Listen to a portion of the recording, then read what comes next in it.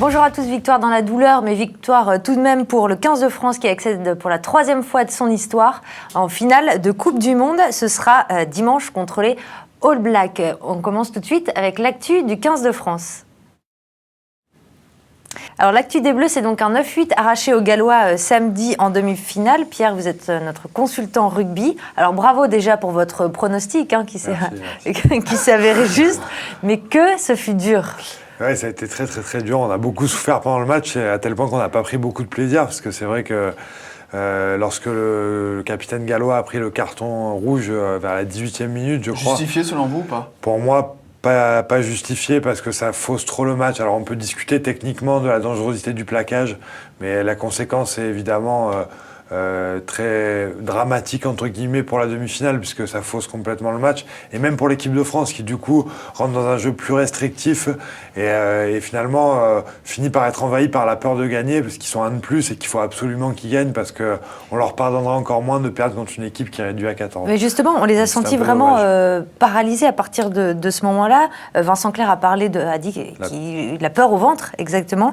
Comment vous expliquez ce sentiment ? Vous avez déjà ressenti ça ? Oui, quand on a une courte avance et que voilà, en tout cas, je me souviens pas d'avoir ce schéma de carton rouge et de mener sur un match très important, etc.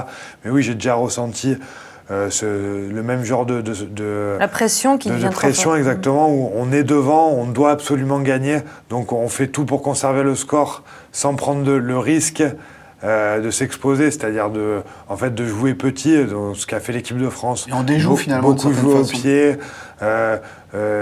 tenter très peu de choses pour ne pas prendre de risque d'être contré à la main, et on finit par déjouer. On a failli le payer très cher. Si les Gallois, même réduits à 14, avaient eu une meilleure réussite au pied, on aurait certainement été éliminés. Malgré tout, on est en finale. Voilà, et c'est Qu'est-ce qui plus vous important plaît dans cette équipe de France, alors finaliste de la Coupe du Monde ? Ce qui me plaît, c'est la capacité de réaction. Alors évidemment, on va revenir au match de l'Angleterre, mais derrière, malgré tout, les Gallois, il fallait passer l'obstacle, parce que aujourd'hui, évidemment, il y a eu un carton rouge, ils ont joué 60 minutes à 14, mais quand on voit l'énergie qu'ils ont déployée, et je veux dire, si on le sait pas, si on prend le match à la mi-temps, on ne peut pas savoir qu'ils sont à 14. Ils ont vraiment fait un match extraordinaire, il faut leur tirer un coup de chapeau. Mais l'équipe de France a su aussi tenir le résultat, et surtout, notamment sur les 10 dernières minutes, ne pas faire de faute. Et ça, c'est très important. Une équipe disciplinée, c'est la clé généralement du succès, et surtout dans les Coupes du Monde. Alors, dimanche, dans l'autre demi-finale, les Blacks ont dominé l'Australie 20-6. Est-ce que les Blacks vous ont impressionné ?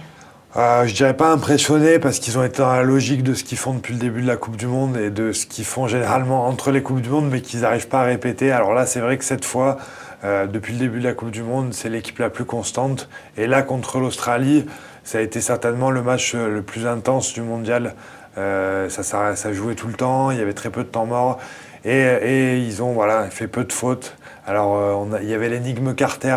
Oui, parce qu'on avait dit que ça allait beaucoup les pénaliser. Voilà. Finalement, ils ont trouvé des solutions, apparemment. Ils ont trouvé des solutions. Je pense que quelque part... Alors, on saura, évidemment, s'ils sont champions du monde, on dira que ça les a pas beaucoup handicapés.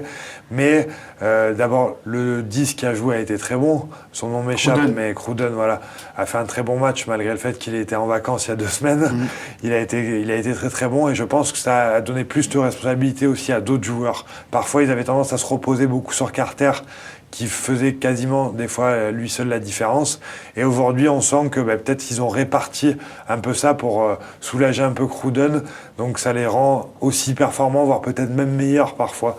Donc donc oui, c'est vrai qu'ils ont fait un match plein.